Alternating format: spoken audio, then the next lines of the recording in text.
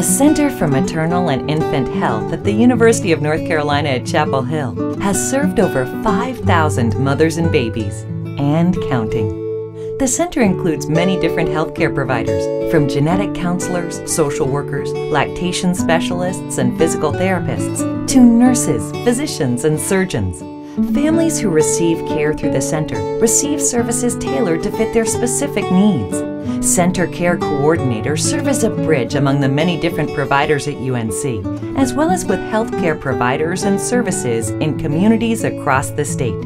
We are proud to introduce you to some of the very special families that we have served.